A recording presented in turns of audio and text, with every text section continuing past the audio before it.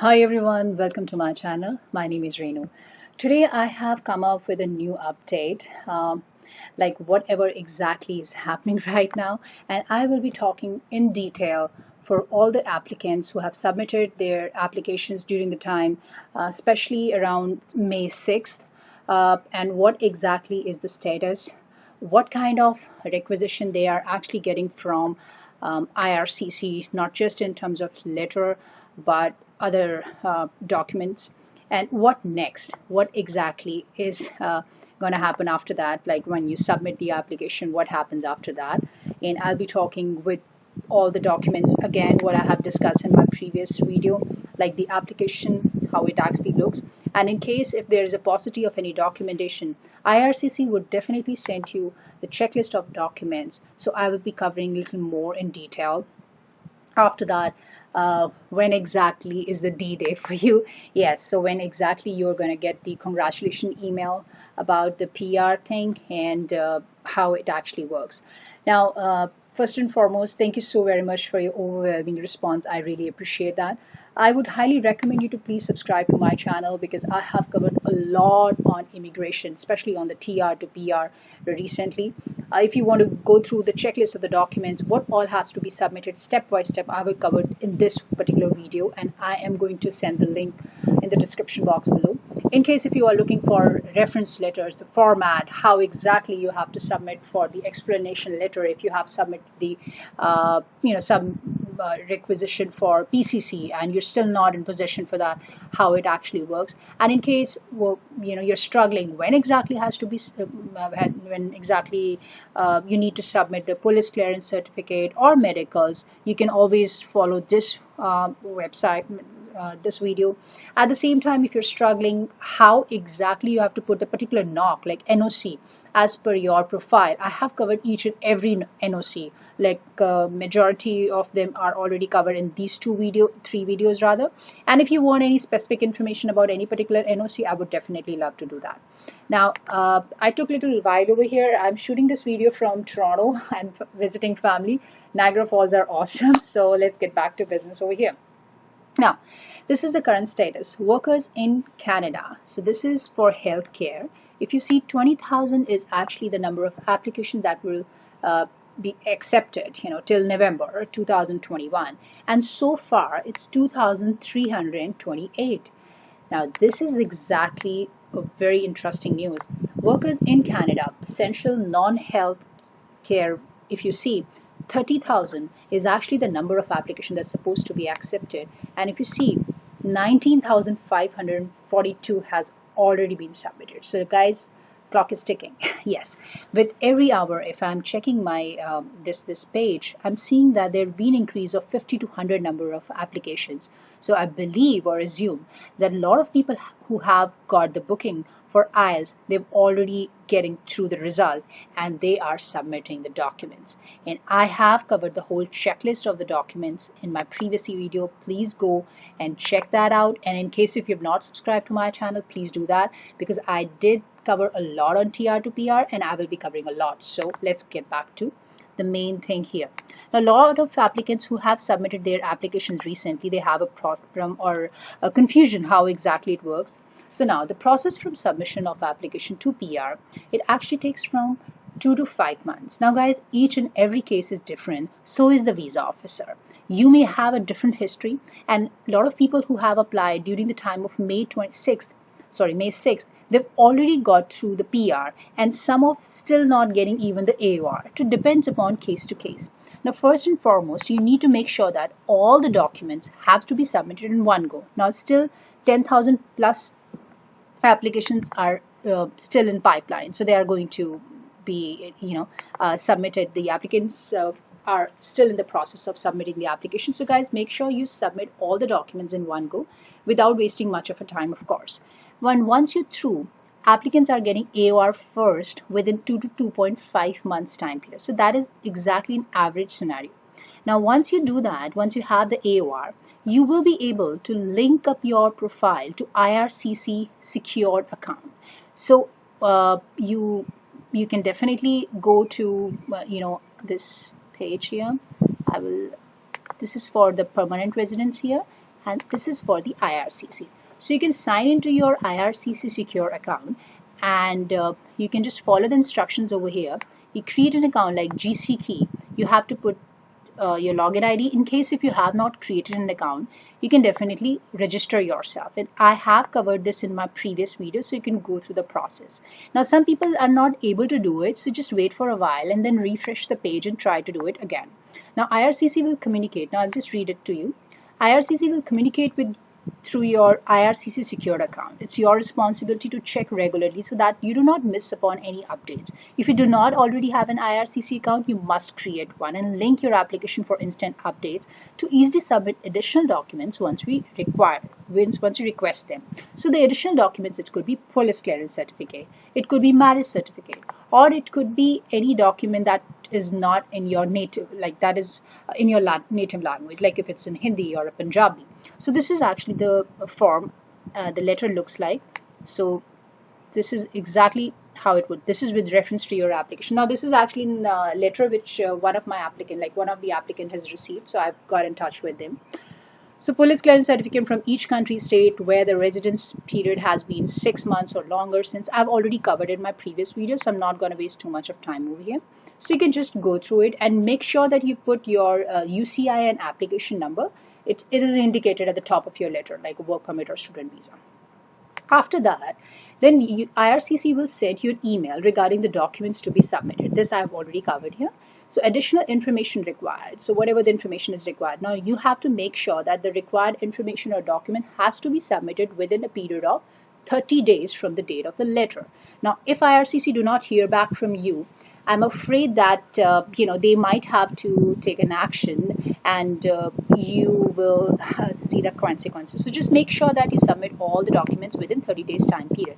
Now it's clearly mentioned, if IRCC do not hear from you within prescribed deadlines, an officer will review your case and make a decision based on the information available.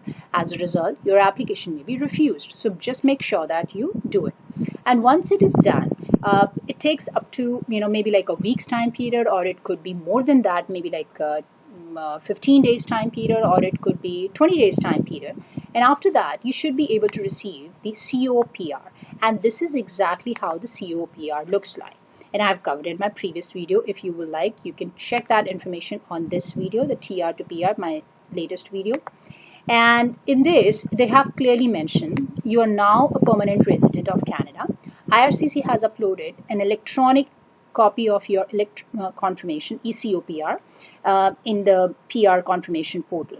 Now the ECOPR document is proof of new status, and you will be able to use this document while you wait for your first PR card. That will be sent to you in the email, or in the mail, sorry. Now you can download that ECOPR document through the permanent resident confirmation portal by clicking through this link and signing into an account.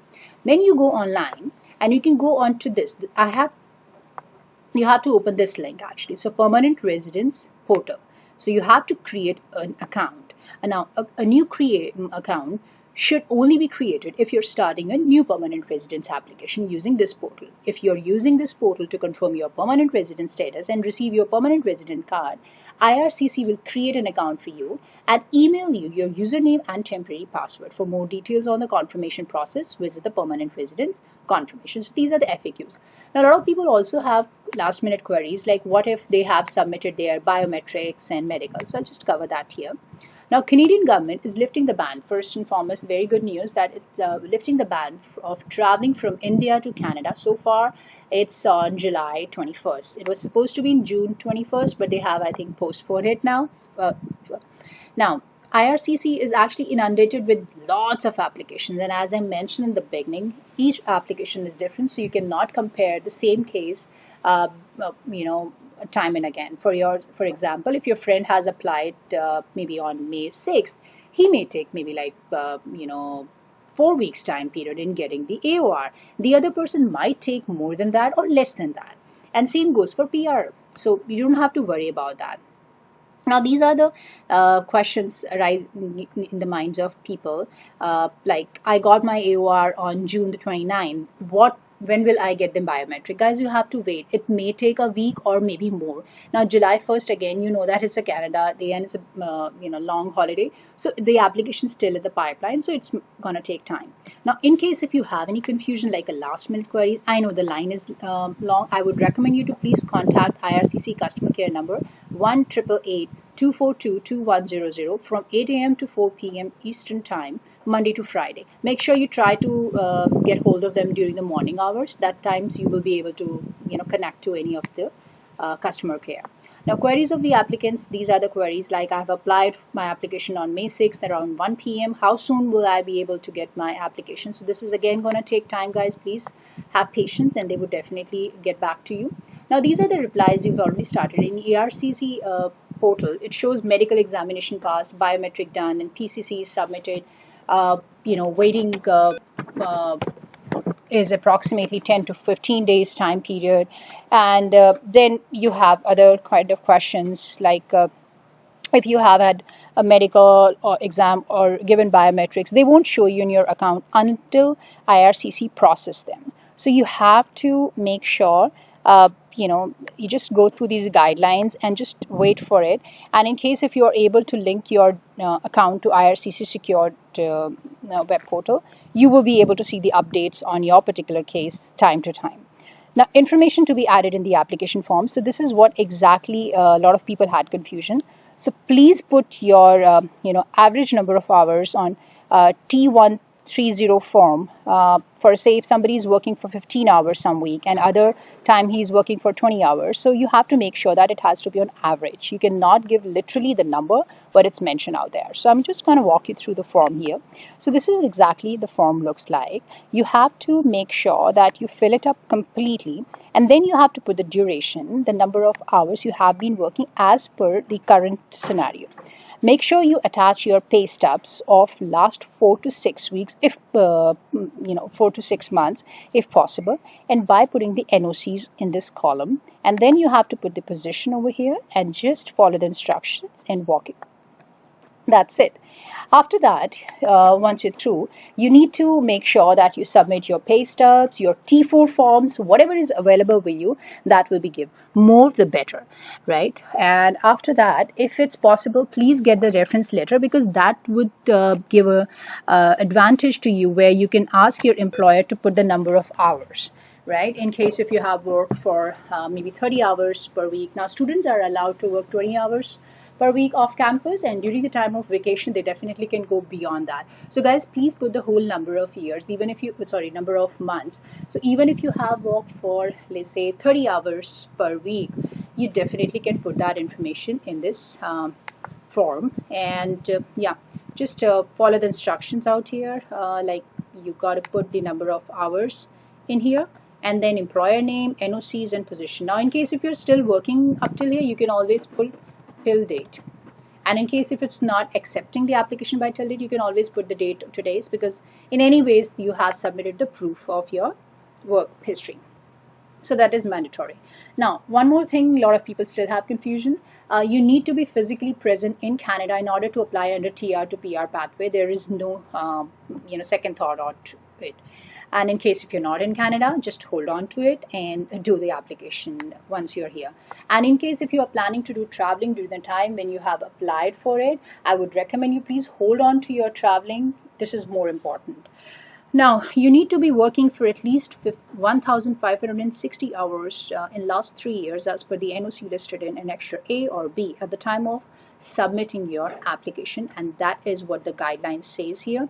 You have to go through this 5069 form where it has mentioned each and everything, and these are the set of documents you have to submit. Like you can go through it, and I have covered in my previous videos, so I'm not going to invest too much of time here. So location of work, specific period of your employment. So just try to get as much as information, like you can add as much as information you can. This is again, the update was done on May 26th, and the work, again, this is from the website only. The work experience must be equivalent to at least 1 year or full time, and it has to be in last 3 years time period. Now, if you see here, work experience must be acquired over a period of at least 1 year, Work in excess of 30 hours per week over a shorter period cannot compensate for any shorter overall period of experience. Now, some people said that they had confusion. What if we were on off, ma'am? So an allowance for a reasonable period of vacation time will generally be made in calculating the period of qualifying your work experience. For example, if you're on 1 week vacation leave and 2 week, you can just add it and then you will be able to get the credit for that. Now, next is please make sure that you submit the proof of medicals and police clearance certificates if not able to undergo them at the time of application. So as you mentioned, I have mentioned that when exactly you have to submit the medicals. Just go through my previous videos. I have covered it all. I would recommend to go this video. This has all the information, and especially the recent one also, like these one, where I have covered step-wise information. So please go through them. Now, after that, when you submit the application, what exactly happens as per IRCC? So this is the website information 5069 form. So the application looks like that. Once you have submitted your application, IRCC will actually check to make sure that all the required application forms have been properly completed and submitted. So guys, it may take time, it may take a couple of weeks for a visa officer to review your application. You have to make sure that you submit your processing fees and everything along with that. Make sure when you're submitting, check, recheck all your documents, because that's very important. And after that, you submit your application. You will be able to get the notification from IRCC. Like when your application is received, you will be, sent an email that notifies you of this fact and provide you with the IRCC application number. Now, once you receive the IRCC application number, that's like AOR, Acknowledgement of Receipt, you can definitely create an account by going online, and then you can create yourself, like to register your account, and then go through it. And in case if there is a shortfall of any document, you definitely can submit as per the instructions given by IRCC. And this is the form I have already talked about, like IRCC web form. Guys, you cannot do it unless and until you receive an AOR. Okay, this is clearly defined by and indicated by IRCC. So you have to put the type of application, and I did cover in my previous video, so you can go and check that out. Type of application, of course, then you have to enter your passport number and then name and everything, and then attach the documents and then agree to the consent and disclaimer. So this is all here, if you see, and if you go through this form, you have to make sure that each and everything should be filled in place. And after that, I would recommend you to please go through this guideline. So they have mentioned that once you get the acknowledgement, change your sign-in or partner or switch to GC. Then your processing, like they will review for the decision, your application will undergo a detailed review by an IRCC officer. The officer will consider all the information and documentation you have provided and will assess it against the public policy requirement. Now, permanent resident, if your application is successful, you and your family member receive a status as permanent resident of Canada to prepare, see, understanding of permanent resident status. So this is how it would look like. And then it would be like instruction for your ECUPR document, verify the information on it, and then it's accurate. You can always take the print of it and you're good to go. Now, what you can do to help processing, now this is what they have also requested for, send all the documents and information they have asked for with your application, pay your biometric or application fee if required, and provide your biometric as soon as possible. Make sure you update the mailing address, what exactly is your contact information has to be up to mark, like up to date, and make sure that you should not delay it with your application with all these information. Sometimes applicants send the unclear photographs or unclear photocopies of your documentation. Verification of your information and required documents, visa officer himself is stuck, they're not getting the documentation in place. So just make sure that whenever you're filling the forms, I have explained the form submission here. So whenever you're filling the forms, just go step by step and put the information in place and you should be good to go. And after that, definitely you will be able to get the ECUPR on time. Now, in case if you have any last minute confusion, you can always ask to me. However, this is all for today. I hope I have been able to resolve all your queries, and if you have any question, you can subscribe to my channel and get the quick update on TR to PR time to time. Till then, take care and enjoy the rest of the day. Bye.